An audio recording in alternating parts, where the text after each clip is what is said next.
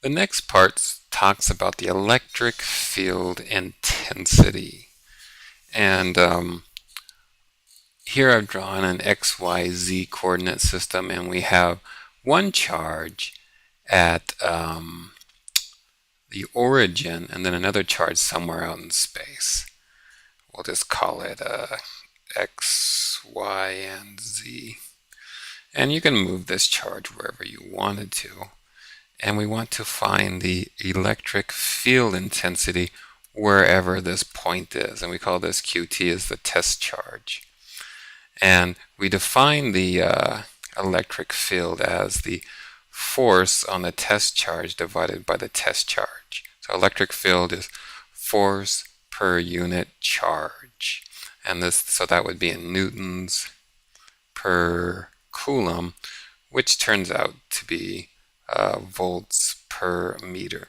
So when you're doing electric field calculations, you should use this as your units, the volts per meter. And if we just use our Coulomb's law right here, for the force on the test charge, this comes out to this, Q1, Q2, separation squared, unit vector divided by the test charge. And so these two cancel out, and this leaves you with the formula for the electric field. It's just the charge at the origin divided by, well, it could be anywhere you want it to. I just put it at the origin, divided by 4 pi epsilon r squared, and then the unit vector to where you're at. So we have 1 is wherever the charge that you're considering, and then out here somewhere is our field point, our electric field point. And again, this is in volts per meter. And so I said here T is the test point or field point, and where you want to determine the electric field. So again, it's defined by the force at that point divided by the test charge. So basically that charge just cancels out. And then R1 is where your charge is at. So we could have put Q1 out here, and then we wanted to determine what is the electric field right here, or something like that, for QT. And so T is always where this, so you had one vector that goes out to here, that would be R1, and this vector out here would be RT. And then you want to determine the force going, or the electric field going to that point. And the electric field is a linear operator. So if you had multiple points here, so you have a point here, Q1, Q2, Q3, Q4, and they're all each a little charge here. And then you want to determine the electric point, at X, Y, and Z, somewhere over here. And that's just going to be the electric field from 1 plus the electric field from 2 plus the electric field from 3 plus the electric field from 4. That would be the total electric field at this point, some arbitrary point.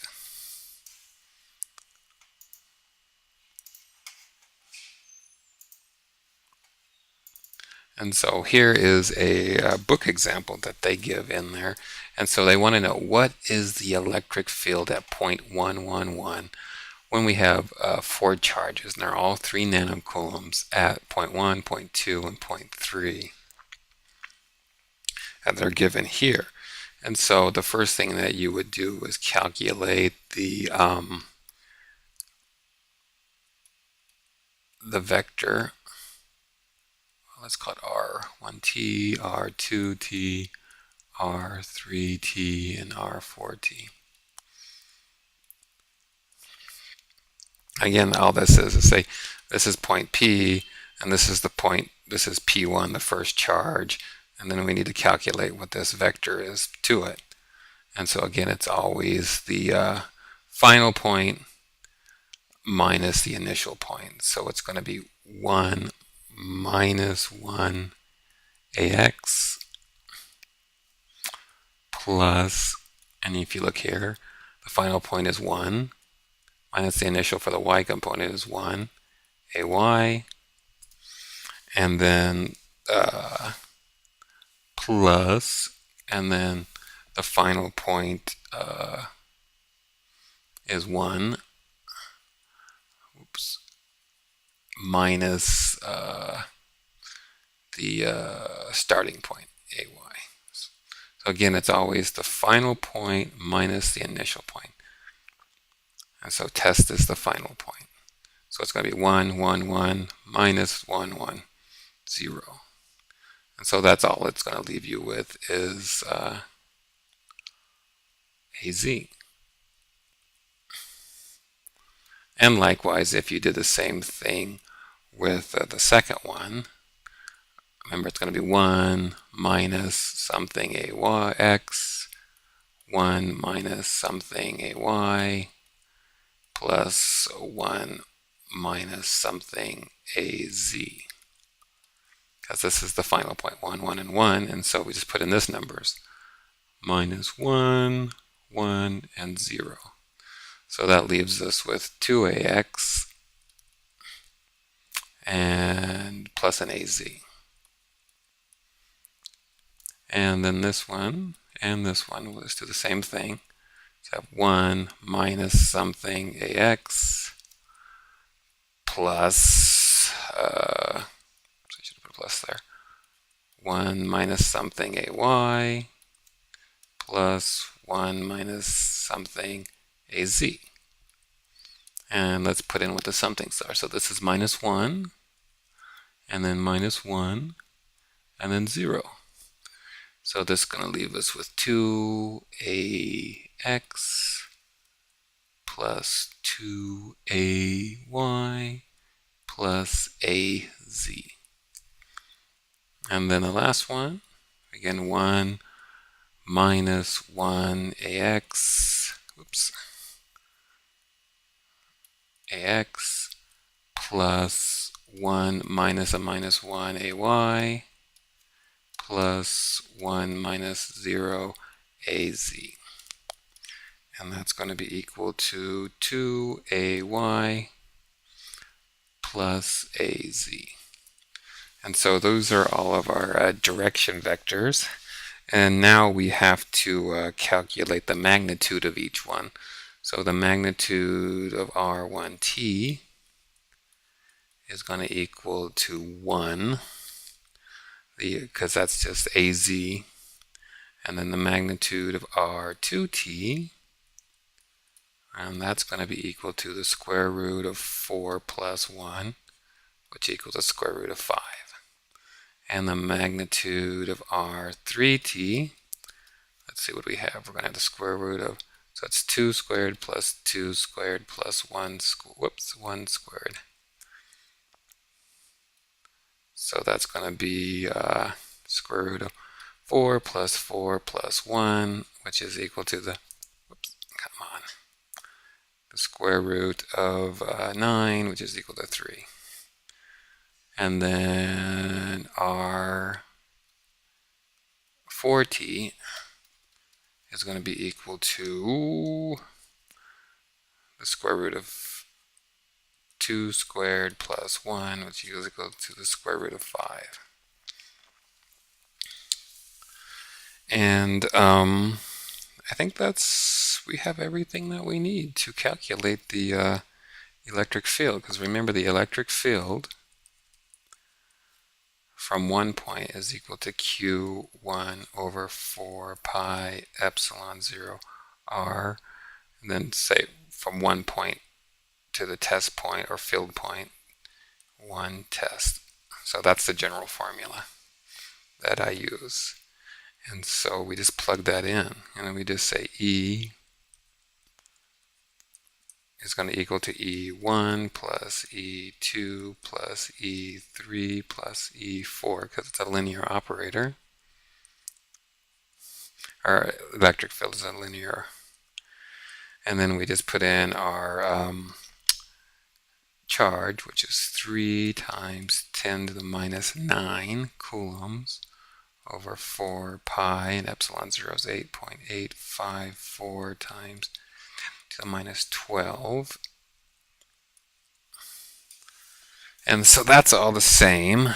And then we just need to put in our unit vector and our r squared for each one. So for the first one, the unit vector is az and over the r squared, so that's going to be 1 squared.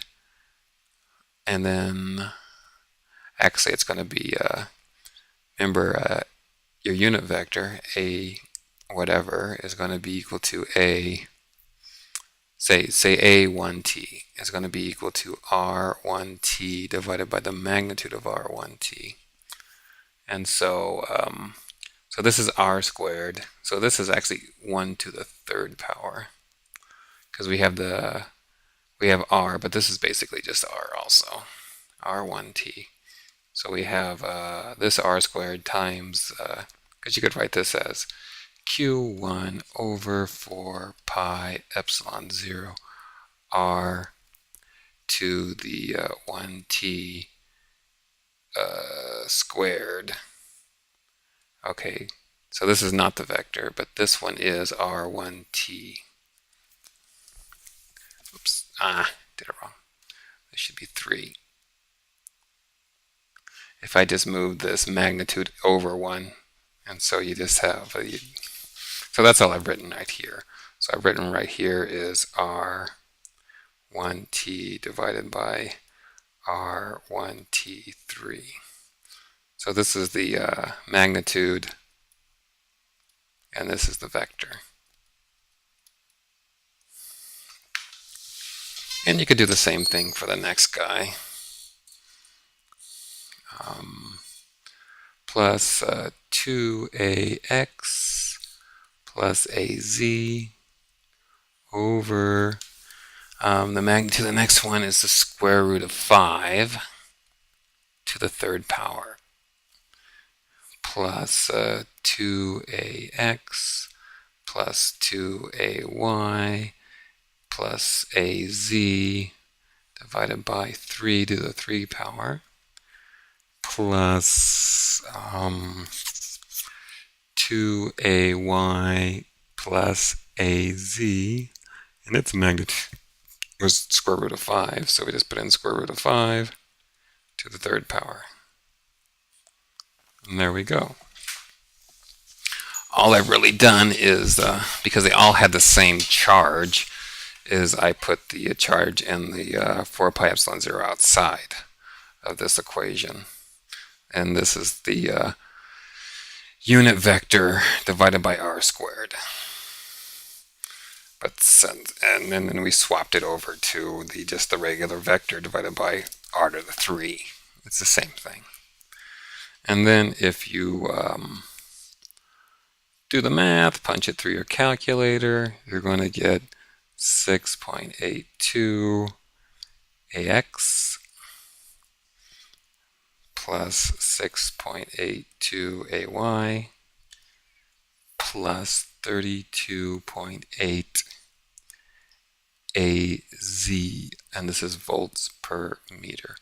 Again, don't forget the vector notation, and don't forget units. They're both very important.